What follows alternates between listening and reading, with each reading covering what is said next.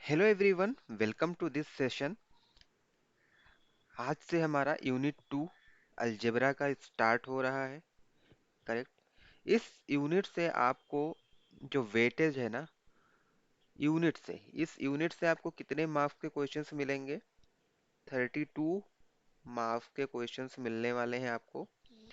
और इस this chapter this unit includes total number of chapters कितने होंगे? 8 चैप्टर्स होंगे, जिसमें से ये हमारा यूनिट 2 का फर्स्ट चैप्टर है, chapter 4, linear in equations in one variables. So इस पर्टिकुलर चैप्टर से जो आपका वेटेज है, इसमें से आपको मिलेगा 4 मार्क्स। आपके बोर्ड एग्जाम में 4 मार्क्स तक के क्वेश्चंस आपको इस चैप्टर से मिलेंगे। काफी सिंपल सा यूनिट है। चलो हम लोग समझते हैं हमारा linear in equations in one variable है क्या, right? Let's move on the introduction part. यहाँ पर हम लोग क्या देखने वाले हैं? लीनियर इन इक्वेशंस होता क्या है। इसके पहले जो हम लोग पढ़ रहे थे वो हमारा क्या था? हम इक्वेशन को पढ़ रहे थे। तो भैया क्या डिफरेंस है? इन इक्वेशन और इक्वेशन में डिफरेंस क्या है? जब हम इक्वेशन पढ़ रहे थे तो उसमें चीजें क्या होती थी? जैसे अगर मैं यहाँ पर राइट करता हूँ x is equal to 8, right? So equation के केस में हमारे पास जो left hand side and right hand side side था, इसमें क्या था? दोनों साइड्स इक्वल होते थे, मींस बराबर होते थे। बट इन इक्वेशन के केस में ऐसा नहीं होता है। इन इक्वेशन के केस में क्या होगा? इसके 4 कंडीशंस बनते हैं, राइट? सो हम सारे कंडीशंस को यहाँ पर चेक करेंगे एक बाय एक, वन बाय वन। उसके पहले हम लोग देखते हैं इन इक्वलिटी का साइन क्या होता है, राइट? जैसे ये हमारा क्या था? इक्वेशन इक्वल टू का साइन था। उसी तरह से साइन ऑफ इन इक्वलिटी भी होता है। हमें क्या यहाँ पर देखना है? Sign of inequality. Sign of inequality means हम इन इक्वलिटी को कौन कौन से साइन से हम लोग रिप्रेजेंट करते हैं, राइट? तो एक तो हमारा ये होता है दिस इज ग्रेटर देन। ये क्या है? ग्रेटर देन का साइन है।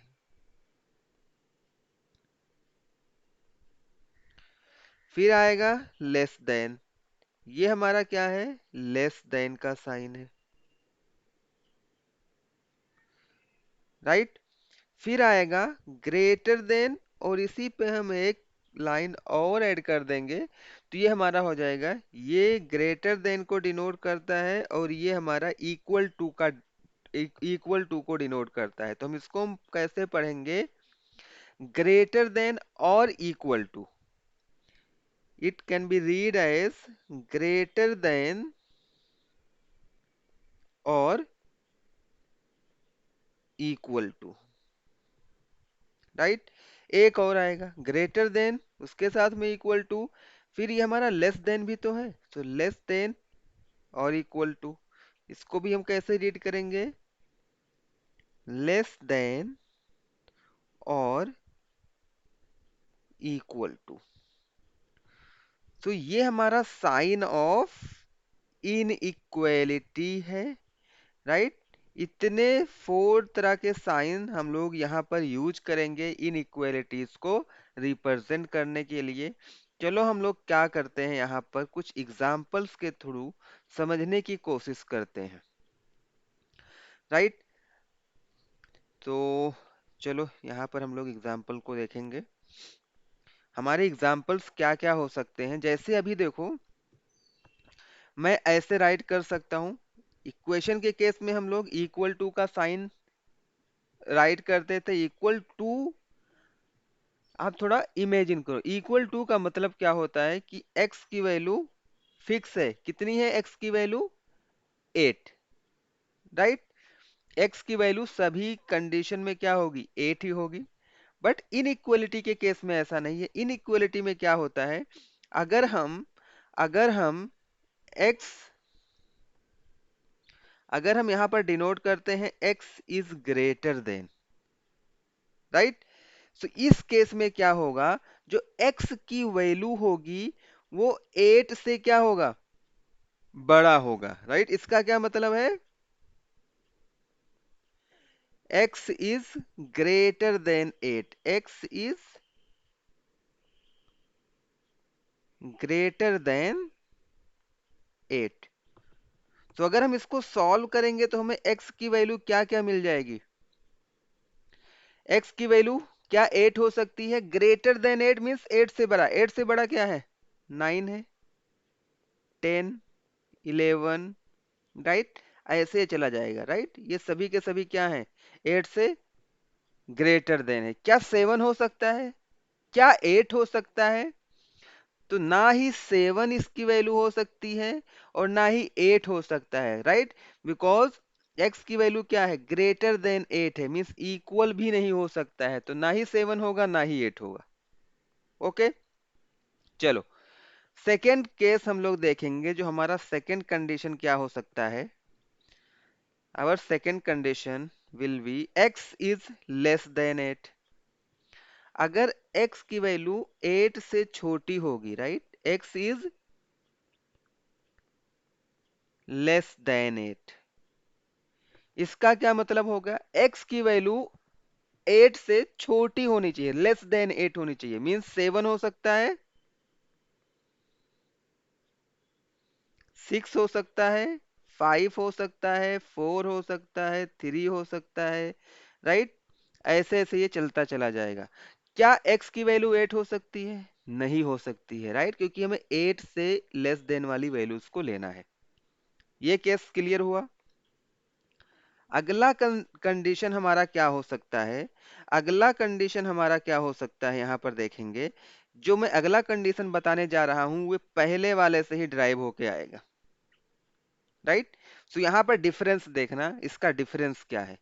सो